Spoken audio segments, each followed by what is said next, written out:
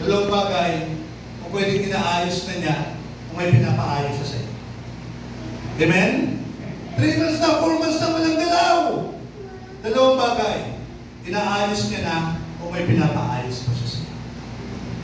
You have to read between the lines. Tatlong mabibilis na akong bagay, magtatapos na tayo. How to breakthrough? Using our faith. Paano ba tayo magkakaroon ng breakthrough sa pamamagitan ng ating pananampalataya? First is make a plan to grow your prayer life. Gumawa ko kayo ng plano, nai-increase natin ang oras natin sa pakikinig natin sa ating Panginoon.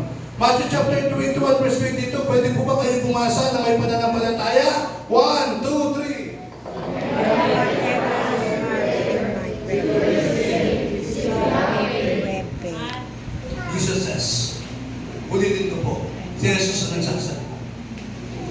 And whatever you ask in prayer, you will receive if you have faith.